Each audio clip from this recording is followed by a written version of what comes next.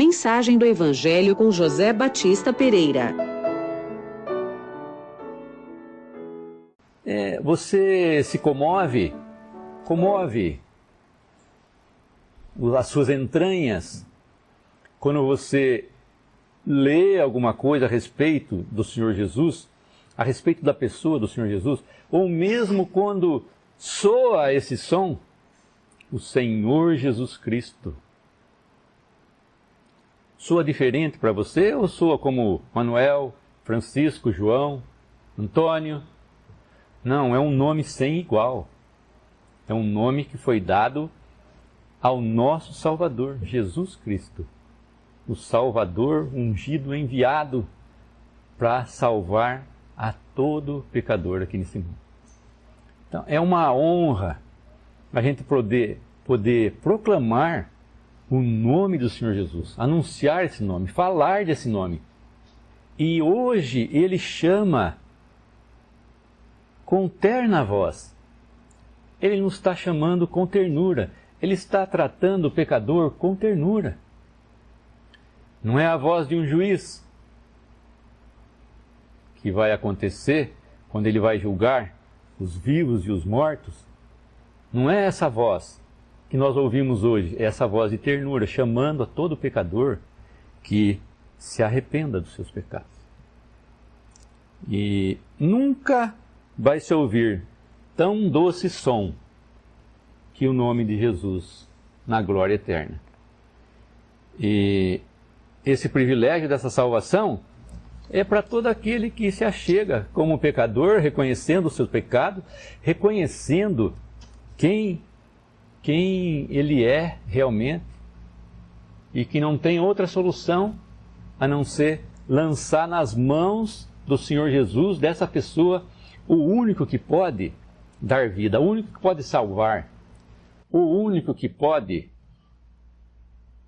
trazer o machado que caiu e estava inanimado no fundo de um rio. O único, não havia outro. Nós vamos ler essa passagem, é muito interessante, embora ela tenha a sua própria aplicação, nós vamos usar de figuras para falarmos do Evangelho aqui. Ela está lá em 2 Reis, capítulo 6,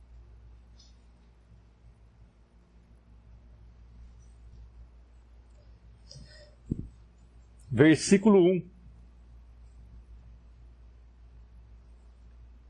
Essa passagem vai nos falar a respeito do profeta Eliseu e dos filhos dos profetas que foram construir umas casas, umas cabanas para que eles pudessem habitar na beirada do rio, à beira do rio Jordão. E nos fala de um caso aqui, mas a palavra de Deus, será que ela tem cuidado de machado? Será que ela tem cuidado de passarinhos? Será que ela tem cuidado de bois, como nos fala lá em Coríntios? A palavra fala que não atarás ao boi que trilha o grão. Será que Deus tem cuidado de boi? Será que Deus tem cuidado de passarinho? Será que Deus tem cuidado de ovelhas? Será que Deus tem cuidado de dracmas? Claro que tudo isso é figura. Claro que Deus cuida de tudo aquilo que Ele criou. Mas o homem é uma criatura especial. É uma criatura a quem Ele quer de novo na sua própria presença. Deus usa de figuras para mostrar sua misericórdia. E nesse trecho que nós vamos ler o trecho primeiro, se a gente fica comentando, 2 Reis, capítulo 6, versículo 1. E disseram os filhos dos profetas a Eliseu: Eis que o lugar em que habitamos diante da tua face nos é estreito. Vamos, pois, até ao Jordão e tomemos de lá, cada um de nós, uma viga e façamo-nos ali um lugar para habitar ali. E disse ele: Ide. Eliseu disse: Vão. E disse um: Serve-te de ires com os teus servos, e disse: eu irei. E foi com eles, Eliseu foi com eles. E chegando eles ao Jordão, cortaram madeira. E sucedeu que, derribando um deles uma viga, o ferro caiu na água, e clamou e disse: ai, meu senhor, porque era emprestado. Esse ferro aqui é um machado. Todo mundo, as que conhecem o machado aqui, o machado é um instrumento de corte, corta madeira, e tem um cabo. E ele tem que estar bem fixado na sua ponta, assim como um martelo, não é? Ele tem que estar bem seguro ali na sua ponta, senão ele acaba saindo. E sucedeu que, derribando um deles uma viga, versículo 5, o ferro ou o machado caiu na água. E clamou e disse: ai, meu senhor, porque era emprestado. E disse o homem de Deus: onde caiu? E mostrando-lhe ele o lugar, cortou um pau, uma vara, uma madeira, e o lançou ali, e fez nadar o machado. E disse: levanta-o. Então ele estendeu a sua mão e o tomou. Parece... Por que existe esse trecho na palavra de Deus que fala a respeito de um machado que caiu, uma pessoa que estava cortando madeira e o machado caiu dentro da água? E Eliseu recupera o machado de novo, traz de volta e o dá à pessoa. A pessoa pega de novo, tem a oportunidade de pegar de novo esse machado. Mas na verdade esse trecho está dizendo do cuidado que Deus tem para com os seus. Aqueles que são seus, eram filhos dos profetas. E os filhos dos profetas, e os próprios profetas, não eram pessoas ricas. Eram pessoas que tinham o que praticamente do dia para comer, para viver, para vestir. Nós vemos o exemplo típico de Elias, que ele vivia no deserto, vestido de pele de camelos, foi sustentado por corvos, foi sustentado por uma viúva. João Batista comia gafanhotos e mel, tinha a roupa do corpo. Esses profetas, obviamente, eles mostravam que um despojamento das coisas que são desse mundo. E o Senhor Jesus não foi diferente. Ele nasceu de uma família pobre. Ele era pobre, porque o Filho do Homem não tem nem aonde recostar a sua cabeça, nos fala a palavra. Ele mesmo fala: não tenho. O que vocês estão procurando atrás de mim? O que vocês estão querendo de mim? Um lugar chique, um lugar bonito? Não, eu não tenho nem onde colocar a cabeça. Aqueles que seguiam o Senhor Jesus, seguiam porque viam nele o quê? Uma pessoa diferente. Claro que ele não era só um profeta, como a mulher samaritana o viu como um profeta. Ele era o Salvador do mundo, como ela mesma disse no final desse encontro lá em Samaria, no poço de Jacó. Ele era o Salvador do mundo, ele era mais que um profeta. Mas, voltando à nossa história, Elias, então, e esses filhos dos profetas não tinham muito. Não tinham muito. E eles vão, então, cortar madeira na beira do Rio Jordão, para fazer o quê? Para poder construir alguma habitação, porque onde eles estavam, estava muito apertado. E Eliseu vai com eles. E esse servo aqui, ele estava cortando e na hora, provavelmente, na hora mais forte, a hora que ele vai jogar o machado na árvore, o machado sai do cabo e cai dentro do Jordão. Essa história é uma história, na verdade, de quem estava muito aflito. Esse homem, cujo machado era emprestado, um machado custa quanto hoje? R$200? Um machado bom? com o cabo e tudo, R$200. Esse filho de profeta emprestou um machado. De quem tinha o machado, obviamente, tinha possessão, tinha como comprar. Mas não importa isso, importa que o machado era emprestado. Ai, meu senhor, ele diz, porque era emprestado e ele também não tinha como restituir o valor desse machado para o dono dele. E o mais, ele tinha uma obrigação moral. Não era só, era só um machado, o cara que eu emprestei tinha mais 3, 4 lá. Não era isso. Era a aflição dele próprio, porque ele era devedor de alguma coisa. Ele devia, ele tinha que devolver isso. A palavra fala aqui, o ímpio empresta e não devolve. Empresta e não devolve. Tanto faz para ele. Se ele emprestou, se a pessoa está passando necessidade, ou se a pessoa realmente tinha, ele não quer saber, ele empresta e não devolve. Mas aqui não era um ímpio o caso, era uma pessoa justa. E ele temeu pelo machado. Mas essa história então está nos mostrando o cuidado que Deus tinha para com os seus. A palavra de Deus pode parecer uma história, né?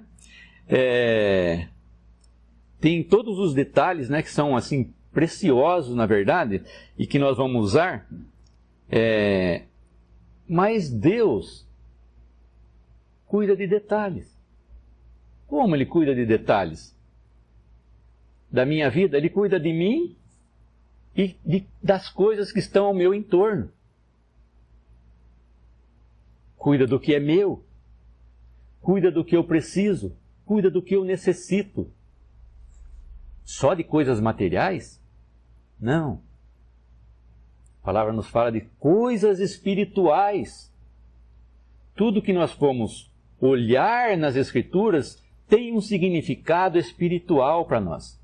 Por detrás dessas letras, que a pessoa pode ler como uma história, como essa do Machado, traz um significado espiritual. Mostra a mão de Deus agindo na vida das pessoas. E com cuidado especial. A palavra nos diz que Deus conta os cabelos da nossa cabeça. Quantos são os cabelos? Não é bem o meu caso, mas Deus conta todos os cabelos, Ele sabe. Gente, o detalhe que Deus sabe o detalhe da sua vida. Se Ele sabe quantos fios de cabelo tem na sua cabeça, Ele conhece toda a sua vida. Porque foi Ele quem te fez. Foi Ele que o criou. Que criou você. E a palavra nos fala também que Ele conta as nossas lágrimas. Salmo 56, versículo 8. Recolheste as minhas lágrimas no teu odre. Não estão elas escritas no teu livro? A palavra de Deus lembra também da necessidade de Paulo, que Paulo tinha de um manto. Está escrito lá, se a gente abrir em Timóteo, está escrito lá, Quando, 2 Timóteo 4,13, quando vieres, traz a capa que deixei em Trode, na casa de Carpo. Mas o que está fazendo essa passagem na Escritura? Uma capa de Paulo tem o seu significado espiritual. Nós não vamos falar aqui, mas mostra que Deus estava com cuidado da capa de Paulo, estava lá guardadinha, em Trode, na casa de Carpo, estava guardada. E ele considerou a condição física também de Timóteo. Diz para ele assim, não tome só água, mas um pouquinho de vinho por causa da tua constante enfermidade do teu estômago. Então os detalhes vão se formando na palavra de Deus e acabam formando um todo. E esse trecho não é diferente. Pode-se parecer infantil acreditar no milagre.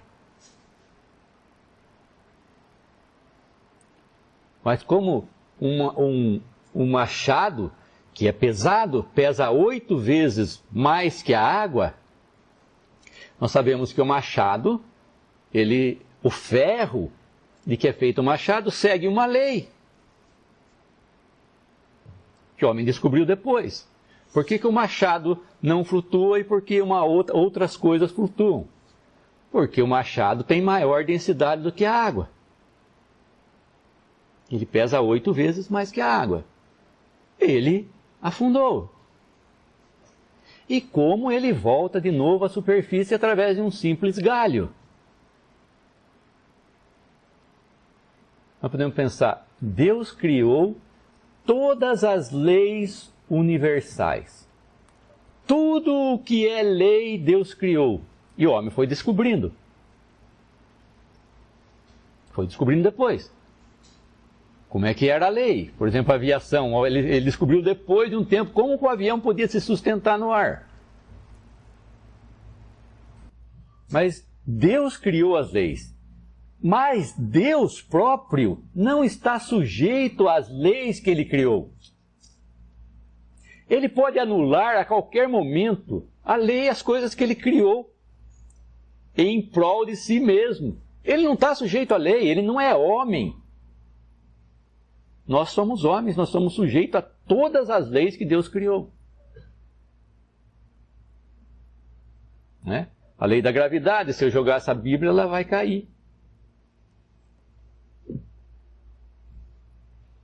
Né? E nesse caso, então, esse milagre, Deus está cuidando desse filho de profeta, desse servo de Eliseu que estava lá, na beirada do rio Jordão. Esse machado, um machado tem a sua utilidade quando ele está no seu cabo. Se você colocar o machado no cabo, ele forma uma peça inteira. Não existe machado sem cabo. E não existe cabo sem machado. Ele é um instrumento útil quando ele é completo. O que eu faço com um machado na mão? Corto um palito de fósforo? Para fazer isso tem outra coisa. O que eu faço com um cabo de machado? Não sei. Não faço nada. Cada um tem a sua utilidade. O machado ele é completo quando ele tem o cabo e a lâmina e o machado. Mas isso nos fala de que o homem foi criado completo. O homem foi criado na presença de Deus, né? Deus o criou de uma forma completa. É o machado e o seu cabo. E eu disse que nós íamos ver esse trecho como figuras, né? Nós vamos aplicar algumas figuras aqui. E esse machado que caiu de uma forma assim rápida, de uma forma agressiva, porque você quando leva o machado você dá uma certa força e ele acaba saindo, nesse caso saiu do cabo e ele estava com uma velocidade, ele estava batendo forte.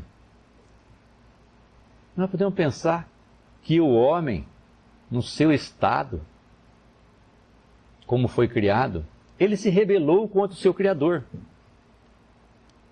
Mas não foi assim, uma maneira simples, foi de uma maneira forte, que ele escolheu desobedecer. Ele quis fazer.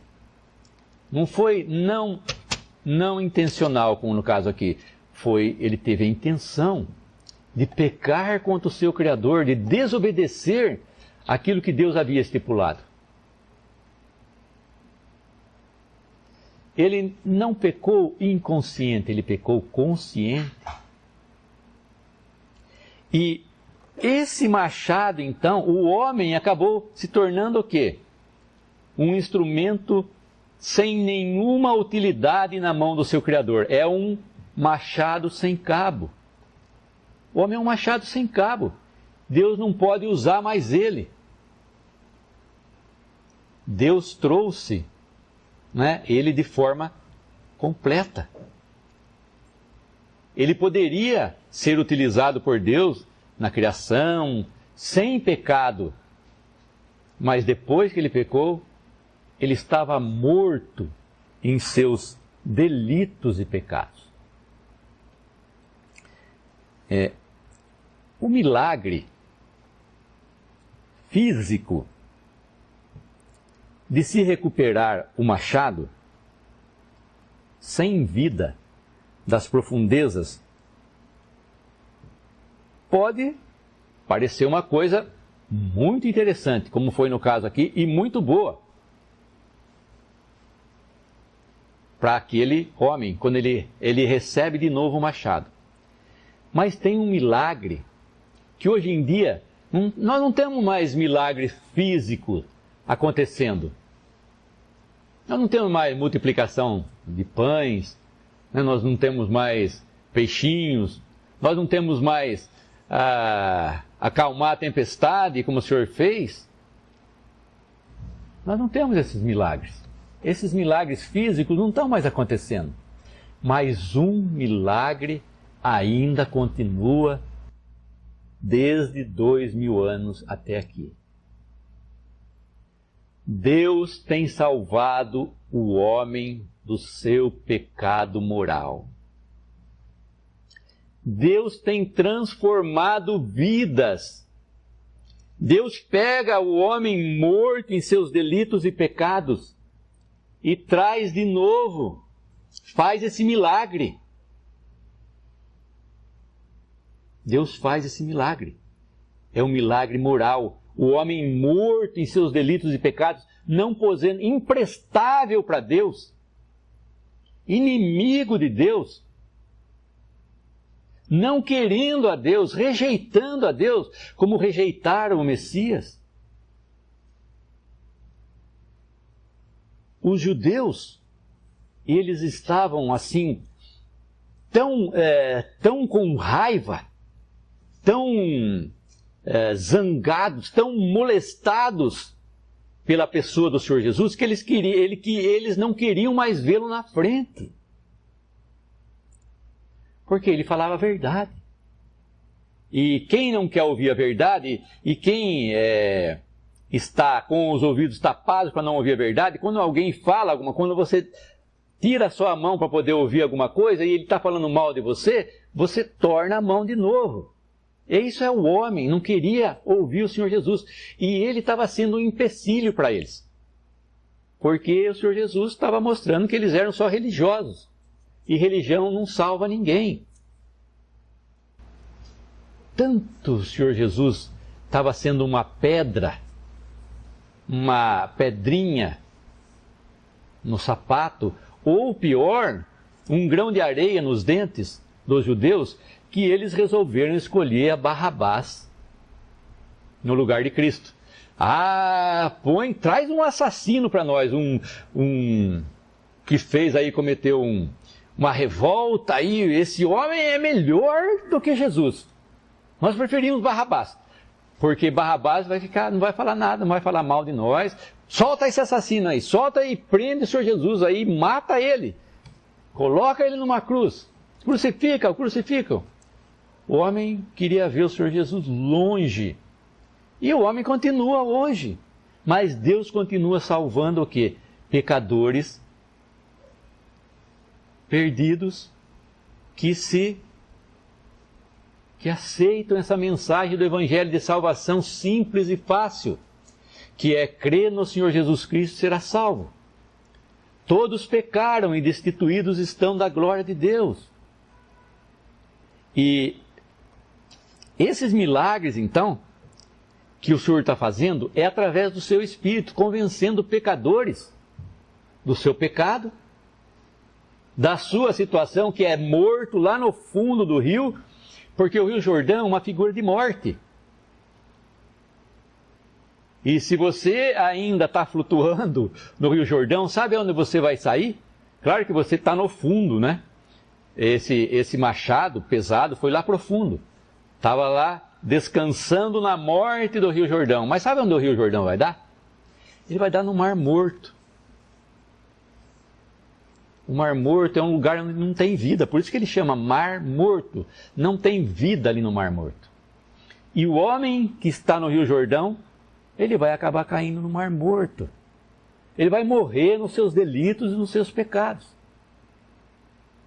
E Deus não quer isso. E Deus pode restaurar, como que um milagre, trazer o homem dos seus delitos e pecados, trazer ele de novo para a sua presença.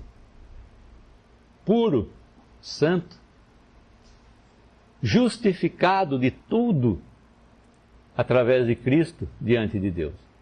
Você pode de novo ser um machado com cabo. Deus pode utilizar você de novo, mas não no seu estado de pecador perdido. Isso o homem precisa reconhecer. Ai, meu Senhor, gritou o infeliz servo, porque era emprestado. Essa exclamação, na verdade, quer dizer: e agora? O que eu vou fazer? Eu não tenho como pagar, eu não tenho dinheiro. E a pessoa, o que eu vou falar para ela? Que eu perdi o machado dela? Será que ela vai acreditar que eu perdi ou estou escondendo o machado dela? Ah, meu Senhor! Porque era emprestado. Quando o homem realmente se vê, nós falamos da terna voz do Salvador quando nós cantamos, porque Eliseu estava pronto para ouvir esse homem que havia perdido o machado. E esse homem estava pronto a chamar Eliseu e a falar para ele: ai, meu Senhor, porque era emprestado. O senhor pode resolver isso? Falou para Elias: você pode resolver isso? Porque eu não tenho como. Claro que Elias já tinha feito outros milagres, né? Nós sabemos. Eliseu, desculpa. Eliseu, no capítulo anterior, tem Naamã, né? Nós vemos. E nesse caso, então, os filhos dos profetas conheciam, sabiam quem era Eliseu. E vai pedir para eles. Então essa exclamação, na verdade, é uma exclamação dolorosa. Ai, meu Senhor!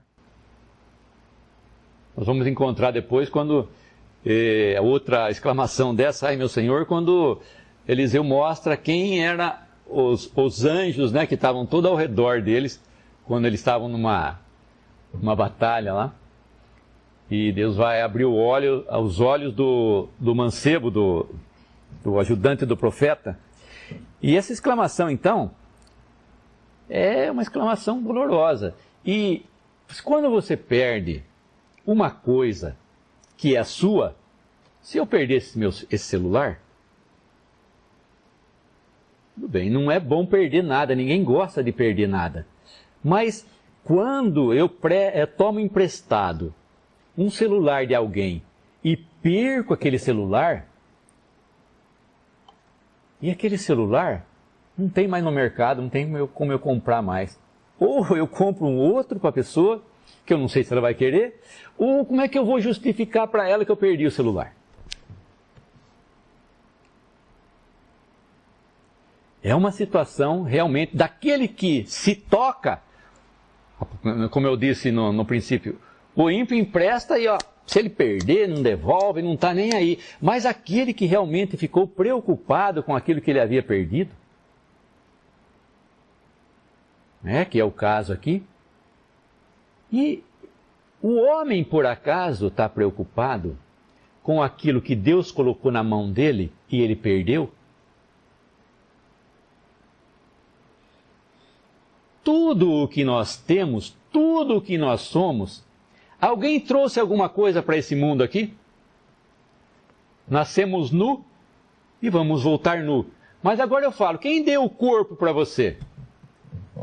Quem deu a vida para você? Quem deu o espírito para você? Quem deu a alma para você? Quem colocou o homem como cabeça da criação? Foi Deus.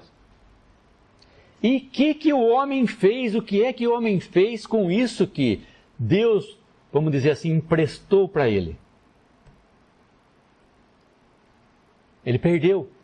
Ele perdeu para o diabo. E agora ele é um instrumento nas mãos do diabo. ele se tornou um instrumento nas mãos do diabo. Ele perdeu aquilo que Deus havia dado para ele. Vamos dizer, como eu já disse, emprestado. Nada nós trouxemos, é claro. Tudo que nós ganhamos foi de Deus. Tudo que nós viemos, a existência é de Deus. E agora?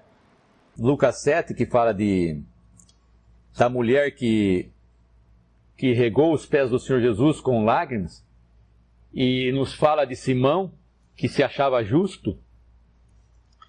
Um homem, um certo credor tinha, Lucas 7, 41 e 42, um certo credor tinha 2 devedores. Um devia 500 dinheiro e o outro 50. Não tendo eles com que pagar, perdoou a ambos. Qual deles, pois, o amará mais?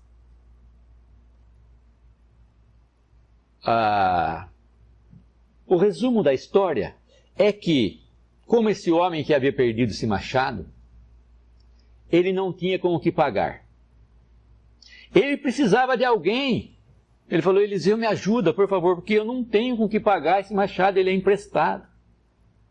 Primeira coisa, reconhecer que somos pecadores perdidos e precisamos de alguém que nos ajude.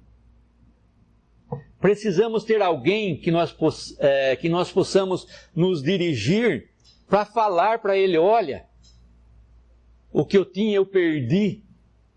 E agora? Como eu vou recuperar? A terna voz do Salvador. Cristo está esperando. Está esperando o homem voltar para ele e falar: Senhor, eu não tenho outra pessoa além de ti, eu não tenho outro Salvador além de ti, eu não tenho como sair dos meus pecados, não tenho como sair da minha condenação, a não ser através da sua obra. Eu creio nisso, Senhor, salva-me. E ele é capaz de fazer isso. Ele é capaz de transformar um pecador perdido do fundo do Rio Jordão, que é o rio de morte, e trazer de novo ele inteirinho. Como Naamã eu falei, limpo. Limpíssimo. De uma forma que nenhum, né, como já diz, como fala em Isaías, nenhum alvejador, nenhum produto ia deixar tão limpo como o sangue do Senhor Jesus nos deixa limpos na presença de Deus. Alvos, fala o nosso hino, alvos mais que a neve, nos tornamos quando no teu sangue somos lavados, ó Salvador.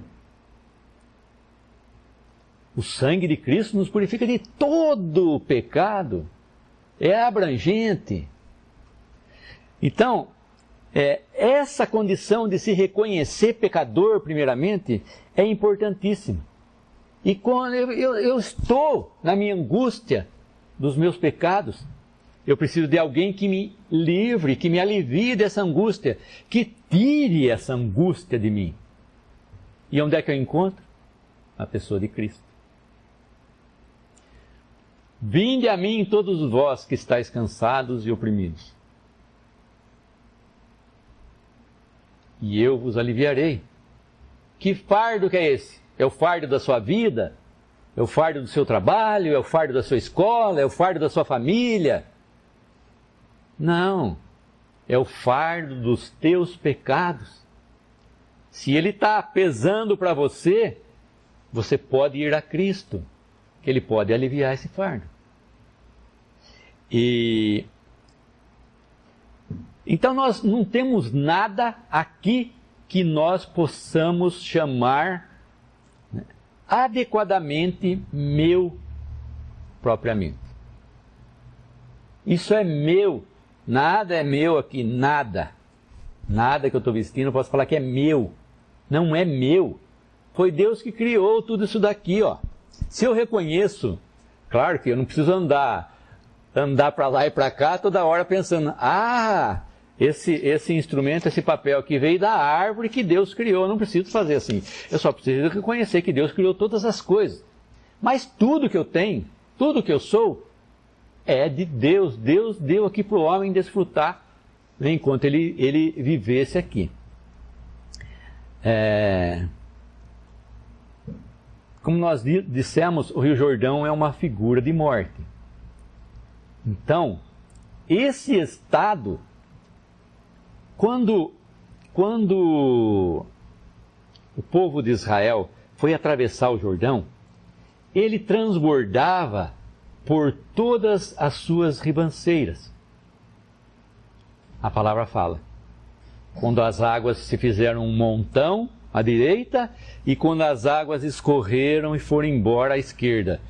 O Jordão, em toda a sua força, transbordava. Imagina um rio forte, a gente vê, o Piracicaba sempre está sendo colocado, o rio Piracicaba para nós, aquelas cataratas fortes, aquela corredeira forte, batendo nas pedras, levantando tudo.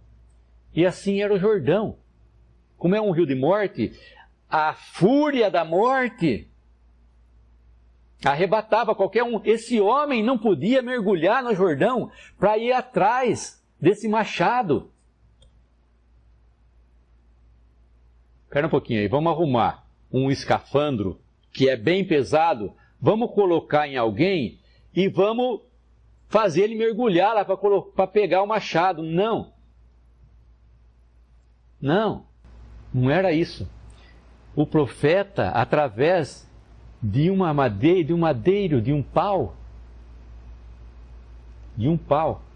colocou lá e trouxe de volta o machado. Era uma coisa simples que Deus podia fazer. É uma coisa fácil que Deus poderia fazer. Anular aquela lei, fazer o machado, a densidade do machado ser menor que a densidade da água. Não sei que foi assim que Deus fez, mas nós sabemos que todo elemento químico, ele é composto, porque as suas moléculas estão, seus átomos estão arranjados ali de uma forma que cada um tem uma densidade. Cada um tem uma densidade. Se eu pegar um dadinho de chumbo, ele vai pesar um tanto. Se eu pegar um dadinho de ouro, ele vai pesar outro tanto, mais que o chumbo. Se eu pegar um dadinho de ferro, ele vai ter seu peso. É 1 centímetro cúbico. Agora imaginem vocês, que o homem diz, né? O homem diz que existe uma coisa que Deus criou tão densa, mas tão densa, mas tão densa, os átomos estão tão juntos, tão juntos, tão juntos. Eu vou dar um exemplo aqui, hein? Eu já li a gente lê a respeito do universo, né, dos buracos negros, mas a matéria ali é tão densa, é tão densa, é tão densa, que um dadinho daquela matéria lá pesaria, não vou falar, não sei exatamente quanto, mas ele pesaria 1 milhão de toneladas. Vamos abaixar um pouco, vai. 1.000 toneladas. Como pode concentrar em 1 centímetro cúbico de matéria aquele peso? Deus pode fazer isso. Porque Deus pode criar átomos tão pesados que podem fazer com que um dadinho daquela matéria pese 1.000 toneladas. Deus pode fazer. E esse caso aqui, então, do Jordão, na sua força, ninguém podia entrar na água para resgatar o martelo. Isso nos fala de Cristo. Que Cristo veio e foi até o mais profundo das águas. Todas as tuas ondas e as tuas vagas passaram sobre mim. Cristo foi lá no fundo, onde o homem estava enterrado na lama da morte, que ninguém seria capaz de resgatar. Ele veio. Ele se fez homem. Não só se fez homem, como morreu numa cruz para que pudesse resgatar você dessa perdição. O homem é pecador? Hoje na modernidade, a gente fala assim, não tem esse negócio de homem pecador, esse negócio de pecado já não existe. Mas o homem é pecador? A palavra fala que todos pecaram e destituídos estão da glória de Deus. Todos pecaram. Eu pequei? Eu pequei. E você pecou também. Você que está fazendo aniversário hoje, você pecou também.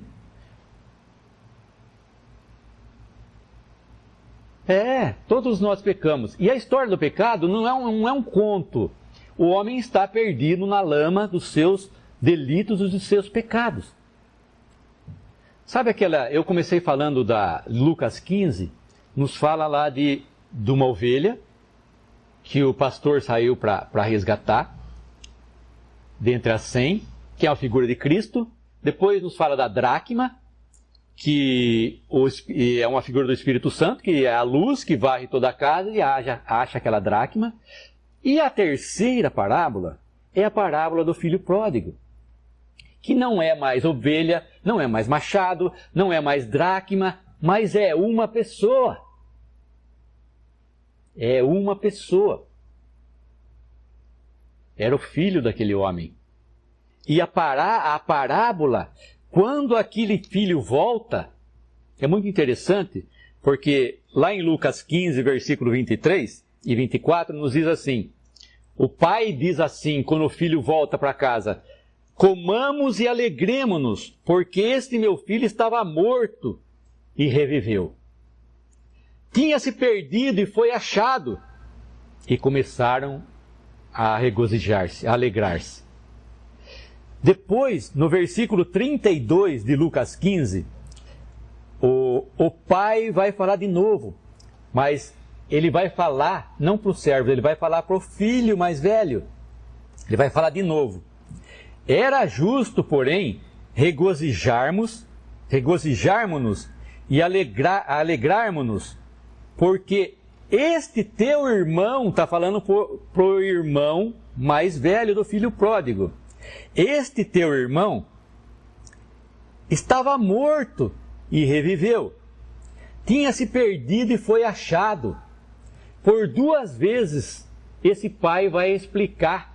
O Senhor Jesus vai mostrar para aquela plateia de judeus que ele estava interessado na alma dos homens.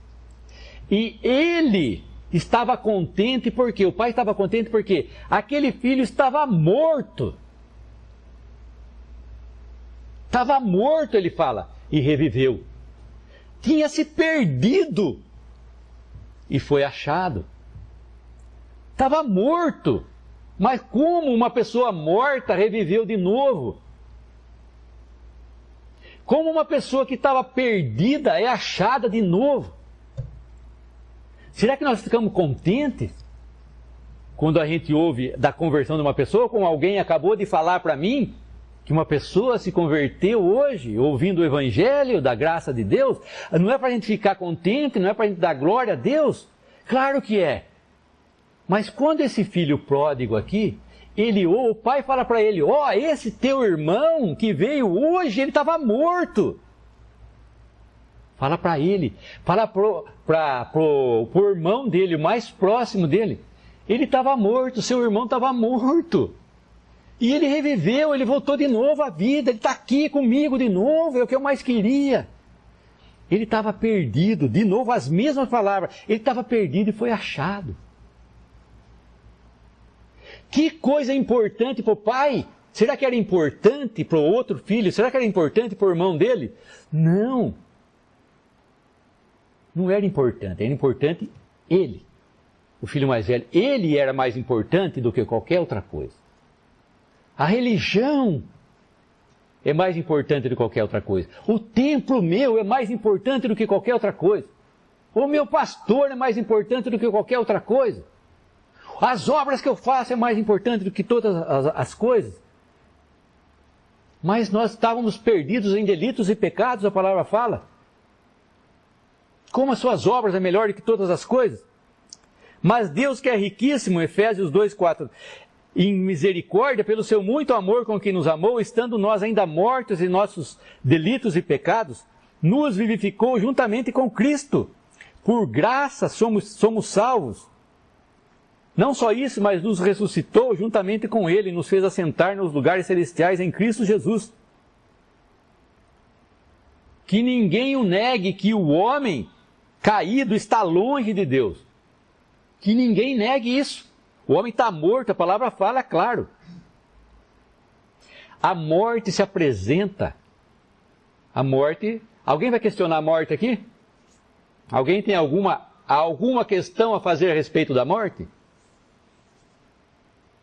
Pois isto mostra que todos pecaram. Todos pecaram, porque a morte passou de um para outro. Assim como a morte entrou em Adão, veio a todos os homens. Está aqui, ó. Esse ser mortal está aqui. Você é um ser mortal. A palavra diz, em 2 Coríntios 5, 14 e 15, porque o amor de Cristo nos constrange, porque assim julgamos que se alguém morreu por todos, então todos morreram. E Cristo morreu por todos, para que os que vivem não vivam mais, daqui para diante, para si mesmos, mas para aquele que por eles morreu e ressuscitou.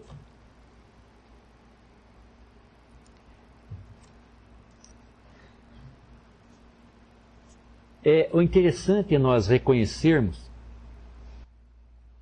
aonde foi que o machado caiu. E disse o homem de Deus para aquele servo que havia perdido o machado: onde caiu? E ele foi lá e mostrou o lugar para Eliseu. Foi aqui, ó. Já reconheceu, o homem já reconheceu que havia perdido algo. E aonde ele deixou cair o machado? Aonde foi que o homem deixou cair o machado? Como já foi comentado aqui, lá no Éden, Adão deixou cair o machado. Ele desobedeceu a Deus e foi punido o quê? Foi uma punição. Foi uma punição. A morte entrou por causa da desobediência dele. Então é importante reconhecer onde o machado caiu, que eu também faço parte. Embora a palavra fale que eu não tenha pecado à semelhança de Adão, e eu também ganhei essa herança. Por isso que eu sou pecador, assim como Adão. Então, esse reconhecer aonde o machado caiu é importantíssimo. E reconhecer que Eliseu está do lado ali, Cristo está do lado. Querendo fazer o quê? Querendo resgatar, dar o quê? Um refrigério, dar uma saída para uma coisa que parece que não tem saída. Quando a gente diz que a salvação é de graça, que o homem não precisa fazer nada, que Deus vai trazer ele de novo à vida sozinho, o homem fala, é muito pouco. Essa história também de Machado, não é. Quem que vai acreditar numa história dessa? Quem que vai acreditar que Cristo ressuscitou dos mortos? Isso foi uma história também. Segundo os judeus, foi uma história que eles preferem não ouvir, né, a respeito da ressurreição do seu Messias. Então, esse mesmo Cristo que estava na glória desceu até aqui onde estava o homem pecador. Ele não podia fazer essa obra lá dos céus. Deus não podia fazer uma salvação à distância. Não, ele está lá no céu, ele pode fazer esse milagre, ele pode fazer tudo voltar de novo como ele queria que fosse. Não. Deus se fez carne e habitou entre nós e foi no mais baixo possível, como nós vimos no leito do Jordão, e se humilhou a si mesmo, tornando-se obediente até a morte, e morte de cruz. Isso foi o que Cristo veio fazer. Uma salvação aqui, bem ao lado do pecador, bem ao lado daquele que estava precisando de conforto, de consolo, de salvação, de vida eterna, porque nada mais se resume essa minha salvação do que eu ter a vida eterna. Quem crê em mim tem a vida eterna. E não entrará em condenação, mas passou da morte para a vida. Sai do fundo do rio Você, pecador, sai do fundo desse poço, sai do fundo do rio e vem para Cristo. Recebe o Senhor Jesus como seu Salvador. Saia desse estado de letargia, desse estado de morte. Vem que Cristo está pronto a recebê-lo. Compreender, então, um milagre e multiplicação de pães. Talvez fosse, Cristo multiplicou os pães, do milagre do machado perdido. Talvez. Isso tenha sido verdade. Nós sabemos que é verdade tudo que está escrito na palavra de Deus, mas você pode questionar. Mas, como é que faz para um morto? Um morto em seus delitos e pecados. Como é que esse homem pode ter vida novamente? Como é que esse homem pode ser útil para Deus novamente? Como é que eu posso agora ser agradável a Deus? Só na pessoa de Cristo. Cristo se fez maldição por nós, para que a maldição não caísse sobre nós, mas caísse sobre Ele. E as bênçãos da sua morte por nós na cruz vieram agora para nós. E Cristo, então, a palavra diz: conheceis a graça de nosso Senhor, em 2 Coríntios 8:9. Pois conheceis a graça do nosso Senhor Jesus Cristo, que sendo rico, por amor de vós, se fez pobre, para que pela sua pobreza fosseis enriquecidos. Ele era rico, e por nossa causa ele veio aqui, se fez pobre, para que através da pobreza dele, daquilo que ele passou, da morte em cruz, da sua ressurreição agora, na presença de Deus, daqueles sofrimentos que ele passou na mão de Deus, nós pudéssemos ser abençoados agora. Por isso que ele veio. Por isso que ele veio nos buscar. Por isso que Deus se alegra quando um pecador volta para ele e se arrepende.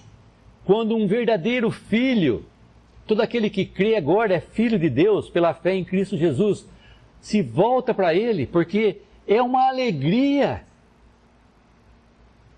que não tem medida, essa alegria do Pai, quando aquele que estava morto volta à vida de novo. Quando você que estava perdido é achado de novo. Então essa mensagem do Evangelho, essa figura que nós vimos aqui, como existem outras muitas figuras na palavra de Deus, nós vemos que é uma aplicação do Evangelho. Nós podemos tirar lições do Evangelho para nós.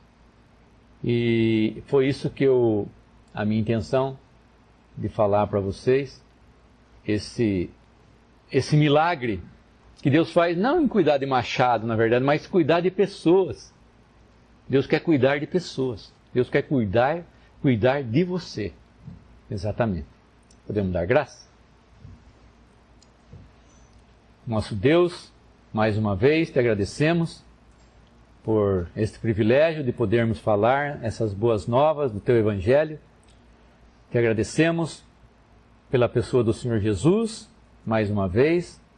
Te agradecemos, Senhor Jesus, por teres vindo, suportado essa afronta dos homens, suportado esse juízo de Deus ali na cruz, pensando em nós, pensando que tu terias muitos filhos na glória contigo.